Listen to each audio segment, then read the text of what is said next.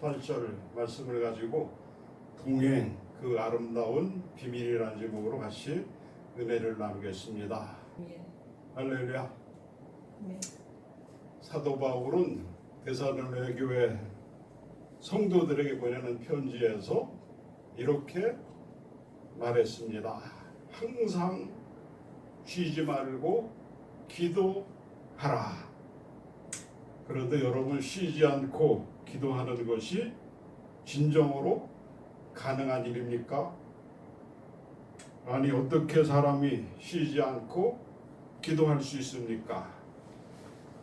밥도 먹어야 하고 잠도 자야 하고 일도 해야 하고 사람도 만나야 하는데 어떻게 쉬지 않고 기도하는 것이 가능하지요? 아무리 생각해 봐도 쉬지 않고 기도하는 것은 불가능한 일입니다. 그러나 쉬지 않고 기도하는 것은 또한 분명히 가능한 일입니다. 불가능하다고 해놓고 또 가능하다는 것을 보니 불가능한 이유를 뒤집을 만한 이유가 있는가 보다 생각하실 것입니다. 예, 쉬지 않고 기도하는 것이 가능한 분명한 이유가 있습니다. 왜냐하면 하나님께서 하신 말씀이기 때문입니다. 우리가 아까 상고해 본 본문에서도 하나님은 분명하게 말씀하십니다. 모든 기도와 간구로 하되 무시로 성령 안에서 기도하고 이를 위하여 깨어 구하기를 항상 힘쓰며 여러 성도를 위하여 구하고 무시로 기도하라고 말씀하십니다. 무시로라는 말 역시 쉬지 말고 기도하라는 뜻입니다. 모든 것을 다 하시는 하나님께서 우리가 하지 못할 불가능한 일을 하시라고 할 이유가 없습니다. 충분히 가능하기에 우리로 하여금 쉬지 말고 기도하라고 하시는 것입니다. 하나님은 수고하고 무거운 짐을 내려놓게 하시고 쉼을 주시는 하나님이십니다. 그렇다면 쉬지 않고 기도하는 것도 짐이 되는 아주 어려운 일은 아닐 것입니다. 자, 그럼 오늘 쉬지 않고 기도하는 비결을 찾아 말씀의 여행을 떠나보도록 하겠습니다. 사랑하는 성도 여러분, 만약 예수님께서 지금 이곳에 오셔서 나에게 사랑하는 친구여, 내가 지금부터 하나님 나라 갈 때까지 늘 함께 있겠다고 하신다면 얼마나 좋겠습니까?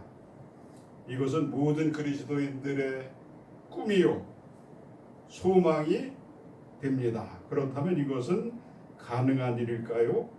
불가능한 일일까요? 우리 예수님께서 마태복음 28장 20절에서 예수님은 이렇게 말씀하십니다. 볼지어다 내가 세상 끝날까지 너희와 항상 함께 있으리라. 이 말씀은 정말입니까? 거짓말입니까? 거짓말은 아닐 것입니다. 주님께서 거짓말을 말씀하시지 않으실 것이기 때문이고, 그렇다면 상징적인 표현일까요?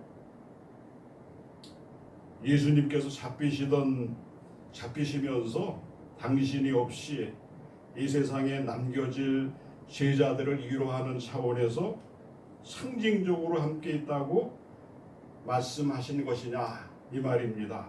그리고 그 말씀을 읽음으로 아는 우리들에게도 이 말씀은 상징적인 말씀일 뿐일까요? 여기서 우리는 이 부분에 대해 아주 분명하게 확인하고 넘어가야 합니다. 우리 주님 예수님께서 정말 나와 함께 계시는 것입니까? 아니면 상징적으로만 함께 계시는 것입니까? 우리 다 함께 한번 옆에 있는 분에게 이렇게 물어봅니다. 지금 당신의 예수님은 어디에 계십니까? 물어보세요. 한번 옆에 분에게. 지금 당신의 예수님은 어디에 계십니까? 거의 주님께서 내 안에 계시다거나 나와 함께 계시다고 대답할 것입니다. 정말 그렇게 믿으십니까? 그리고 주님께서 내 안에 나와 함께 계시는 것을 경험하며 매일 체험하며 살고 계십니까? 사랑하는 성도 여러분, 예수님께서 이 땅에 살아계실 때에 제자들과 함께 하셨던 것처럼 지금 실제적으로 예수님께서 항상 나와 함께 동행하신다면 내 삶에 어떠한 변화가 있을까요? 아마도 엄청난 변화가 있을 것입니다. 많은 대화를 예수님과 나눌 것이고 많은 것을 여쭈어 볼 것입니다. 무슨 일이 있어도 든든한 마음을 잃어버리지 않을 것이고 늘 기쁘고 확신에 넘치고 삶의 에너지가 충만할 것입니다. 누군가와 동행한다는 것은 참 아름다운 것입니다. 동행은 함께 한다는 말입니다. 실제적으로 누군가와 함께 공간을 이동하는 것도 동행이라고 하고 또 어려운 일을 함께 겪어나가거나 어떤 목표를 향해 힘과 지혜를 모으면서 함께 나아가는 것도 동행이라고 합니다. 동행은 다 아름답습니다. 서로에게 힘이 됩니다. 그리고 행복합니다. 둘이 함께하면 두 배로 힘드는 것이 아니라 네 곱절이나 8배로 힘이 증가됩니다. 이것이 함께하는 동행의 큰 비밀이라고 할 수 있습니다. 특히 나보다 더 지혜롭거나 능력 있는 사람과 동행한다는 것은 큰 축복이라고 아니할 수 없는 그러한 것이죠. 제자들은 하나님의 아들이신 예수님과 실제적으로 3년을 동행하는 복을 받았습니다. 정말 아무나 경험할 수 없는 태초로부터 지금까지 지구 위에 살았던 셀 수 없는 수많은 사람들 중에서 딱 12명만이 누릴 수 있었던 특권 중에 특권입니다. 그렇게 3년을 제자들과 동행하시고는 십자가에서 죽으시고 부활하시고 승천하셔서 하나님 우편에 지금 앉아 계시고 그뿐만 아니라 지금 우리를 위해서 거처도 예배해 놓으시고 지금 우리를 위해서 기도하고 계십니다. 그렇다면 제자들은 그 아름다운 주님과 동행했던 3년 이후로는 제자들만 이 땅에 남겨졌을까요? 그렇지 않습니다. 그렇지 않다는 것을 우리 어디에서 확인할 수 있느냐? 요한복음 14장이 증거하고 있습니다. 요한복음 14장 16절입니다. 내가 아버지께 구하겠으니 그가 또 다른 보혜사를 너희에게 주사 영원토록 너희와 함께 있게 하시리니. 이 말씀을 하신 시점은 예수님께서 십자가에서 죽으시려고 잡히시던 그날 밤 그 밤 식사 시간에 하신 말씀입니다. 남겨두고 가실 제자들에게 예수님께서는 하나님께 구해서 다른 보혜사를 보내주시겠다고 말씀하고 계신 것입니다. 보혜사를 영어 성경은 카운셀러라고 번역했습니다. 보혜사를 영어 성경에서는 카운셀러라고 번역을 했습니다. 여기서 우리는 이 부분에 대해 아주 분명하게 확인하고 넘어가야 합니다.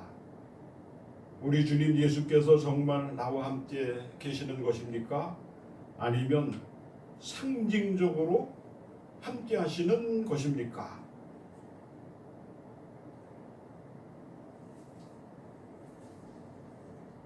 영어로 카운실러라는 것은 상담자라는 뜻인데, 물론 말로만 문제를 듣고 격려해주는 상담자가 아닙니다.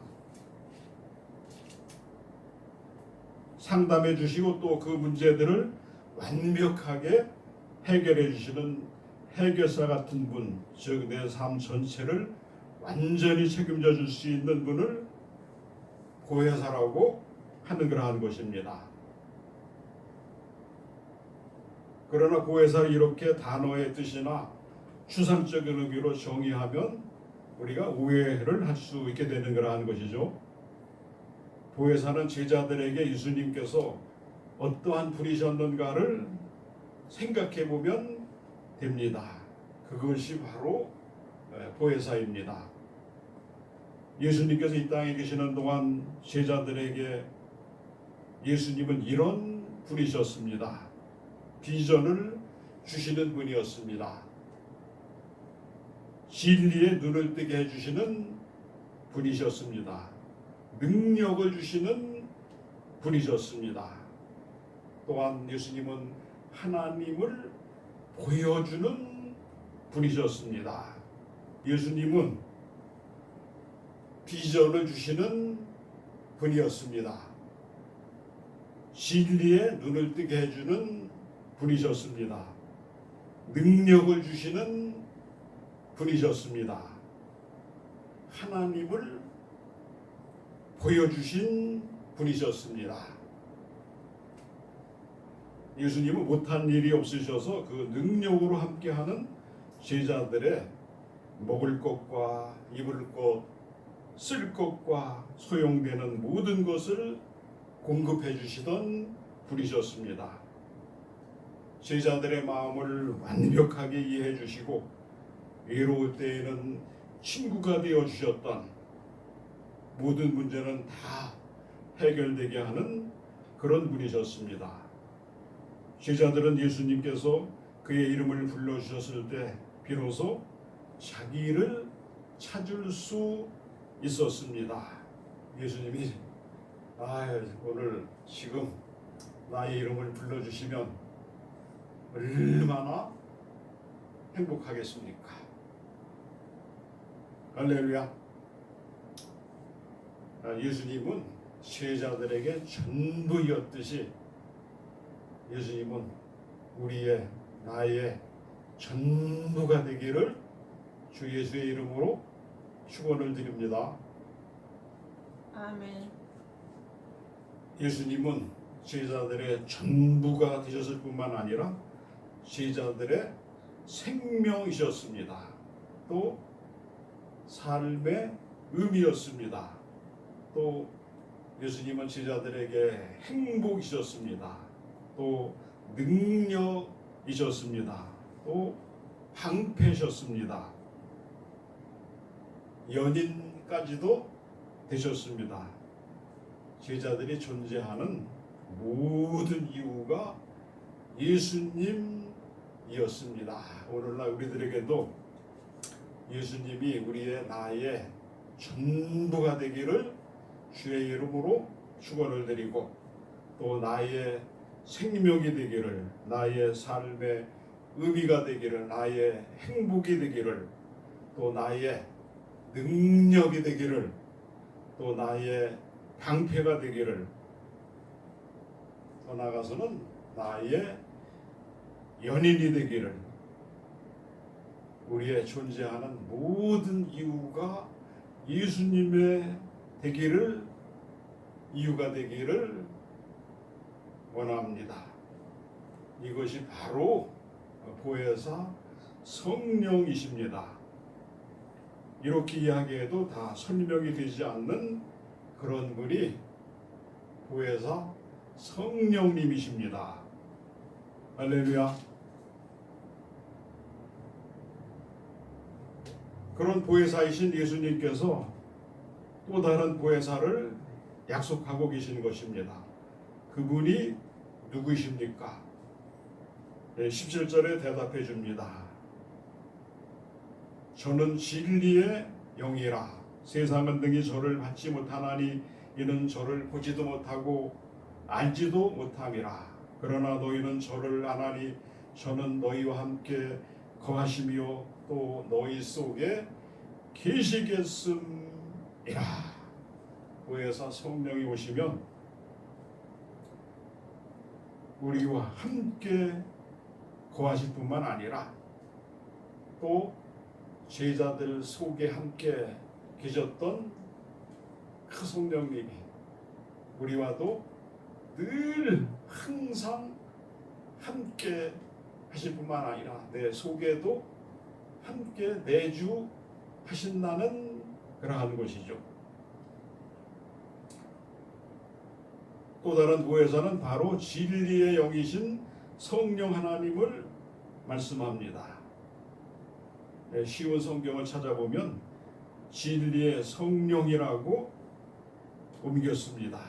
보혜사 성령님을 쉬운 성경에서는 진리의 성경이라고 옮겼다는 그러한 것이죠. 예수님께서 제자들에게 살아계시는 동안 3년 동안 보혜사이셨던 것처럼 예수님께서 부활하시고 승천하신 이후에는 성령 하나님께서 제자들에게 보혜사가 되신다는 뜻입니다. 제자들에게 보혜사 성령이 되셨던 성령 하나님이 지금 우리와 함께 할렐루야 나와 함께 보혜사가 되신다는 그러한 뜻입니다. 그러나 내가 너희에게 실상을 말하노니 내가 떠나가는 것이 너희에게 유익이라. 내가 떠나가지 아니하면 보혜사가 너희에게로 오시지 아니할 것이요 가면 내가 그를 너희에게로 보내리니. 떠나시면, 다시 말해 승천하시면 보혜사 성령 하나님을 보내주시겠다는 약속입니다. 이 약속은 언제 실현되었을까요? 이 약속은 오순절 마가의 다락방에서 실현되었습니다. 성령 하나님께서 제자들에게 오셨습니다. 상징적으로 오신 것이 아닙니다. 예수님께서 제자들 곁에 사실적으로 확실히 계셨던 것처럼 성령 하나님께서 제자들에게 사실적이고 확실하게 오신 그러한 것입니다. 그리고 그 이후 늘 함께 우리와도 함께 계십니다.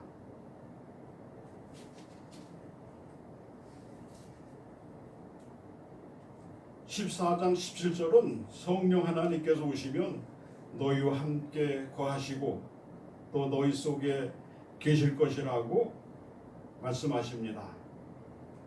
예수님은 육신을 가지셨기 때문에 이 땅에 계시는 동안 제자들과 함께는 계셨어도 제자들 속에는 계시지 않으셨습니다.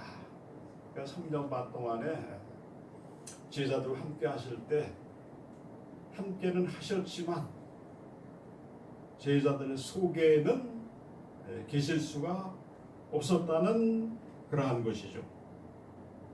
그런데 성령 하나님은 제자들과 함께 하시는 것은 물론일 뿐만 아니라 제자들 속에 들어가셔서 제자들을 움직이기 시작하셨습니다. 할렐루야. 예수님께서 당신의 영이신 성령 하나님으로 제자들 속에 임하신 것입니다. 그때부터 제자들의 삶은 완전히 달라졌습니다. 16장 7절의 말씀처럼 예수님께서 떠나가시는 것이 결론적으로 더 유익이 되었습니다. 예수님께서 함께 하시는 것도 제자들에게는 큰 능력이었지만 예수님께서 제자들 속에 와 계시는 것은 더 큰 능력이 되었다는 그러한 것이죠. 할렐루야. 제자들 속에 내주하시며 역사하셨던 그 보혜사 성령님이 지금은 우리 교회와 우리와 나와 함께 하실 뿐만 아니라 우리 속에도 내주하시면서 우리로 하여금 이 시대에도 큰 일을 능력과 권세로 행하십니다. 할렐루야. 또 14장 12절에 내가 진실로 진실로 너희에게 이르노니 나를 믿는 자는 나의 일을 하는 일을 저도 할 것이요 또한 이보다 더 큰 일도 하리니 이는 내가 아버지께로 가매니라 하신 말씀대로 그대로 이루어진 것입니다. 우리 성경 중에서 주의 종들이 제일 좋아하는 말씀이 14장 12절 말씀, 내가 진실로 진실로 너희에게 이르노니 나를 믿는 자는 나의 하는 일을 저도 할 것이요 또한 이보다 큰 것도 하리니 이는 내가 아버지께로 감이니라. 예수님보다도 더 큰 일을 할 수 있다고 우리에게 얼마나 큰 격려가 되고 위로가 되는 말씀입니까? 할렐루야. 우리의 성령이 함께 하시면 내 권능과 능력을 받아서 예수님이 하신 그 세계에 하나님 나라 복음을 선포하고 가르치고 그에 따라 힐링 사역이 일어나는 그러한 것인데 우리의 사역에서도 놀라운 일들이 매일 경험되고 체험되어지고 할렐루야. 살아계신 하나님을 만마일 만나고 대화하고 또 능력받고 어떤 예수님이 나와 예수님 자신보다도 더 큰 일을 한다고 예수님이 직접 말씀을 하셨습니다. 예수님의 말씀이 다 우리의 것이 돼서 이 시대에 아주 능력 있게 주의 사역을 다 감당하고 살았다. 충성된 종아 칭찬받는 우리 모두가 다 되기를 주 예수의 이름으로 축원을 드립니다. 아멘. 베드로에게 예수님께서 성령으로 그 속에 임하시자 얼마나 큰 능력이 나타났는지 사도행전 5장 15절은 증언합니다. 어떠한 일이 일어났느냐 하면 병든 사람을 메고 나가 뉘고 베드로가 지날 때에 혹 그 그림자라도 덮이기를 바랬다고 증언을 하고 있습니다. 얼마나 놀라운 일입니까? 베드로가 능력이 있어서가 아닙니다. 베드로 안에 예수님의 영이신 성령께서 계심으로 예수님께서 기뻐하시는 일을 베드로를 통해서 하시는 것입니다. 예수님께서 기뻐하시는 일을 베드로를 통해서 하시는 그러한 것이라는 것이죠. 이 시대에는 예수님이 기뻐하시는 일을 우리를 통해서 우리 교회를 통해서 이러한 일들이 많이 일어나기를 주 예수의 이름으로 축원을 드립니다. 아멘. 사랑하는 성도 여러분, 예수님께서 약속하신 또 다른 보혜사 약속은 제자들에게만 적용되는 약속일까요? 절대 그렇지 않다는 그러한 것이죠. 지금 우리에게도 동일하게 적용되는 약속입니다. 지금도 할렐루야, 성령님이 함께 하심으로 예수님이 계실 때 일어났던 일들이 제자들을 통해서 일어났던 놀라운 일들이 지금도 우리 교회를 통해서, 우리를 통해서 일어납니다. 하나님 말씀은 영원토록 동일한 말씀인 그러한 것이죠. 우리에게도 성령 하나님께서 우리의 속에 오셔서 함께 하고 계신 것입니다. 제자들에게 예수님께서 보혜사 하셨고 또 부활승천하신 이후에는 성령 하나님께서 예수님과 동일한 보혜사로 함께 하셨던 것처럼 바로 그 성령 하나님께서는 지금 우리에게 보혜사로 오셔서 함께 하고 계십니다. 그 보혜사 성령님과 우리는 지금 동행하고 있는 것입니다. 예수님과 제자들이 3년 동안 동행했던 것처럼 우리도 동행해야 합니다. 3년간 동행하며 제자들은 예수님과 많은 대화를 나누었습니다. 우리도 성령 하나님과 많은 대화를 나누어야 합니다. 우리도 성령 하나님과 교제를 또 나누어야 합니다. 사도행전을 보면 제자들과 사도 바울이 얼마나 성령 하나님과 친밀한 관계를 갖는지 모릅니다. 예수님과 똑같은 관계를 가집니다.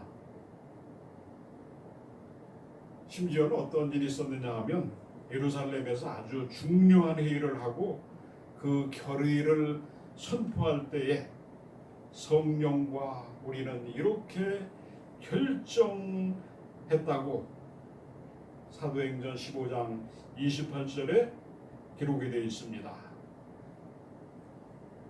이 성령 하나님과의 아름다운 동행이 쉬지 않고 기도하는 비결입니다. 성령 하나님과의 아름다운 동행이 쉬지 않고 기도하는 비결이라는 그러한 것이죠. 그래서 오늘 본문은 무시로 성령 안에서 기도하라고 말씀하시는 것입니다. 무시로 성령 안에서 보혜사이신 성령 하나님과 동행하라는 뜻입니다. 성령 하나님과의 아름다운 동행이 큰 능력이요 큰 행복이 되시기를 주의 이름으로 축원합니다. 아멘.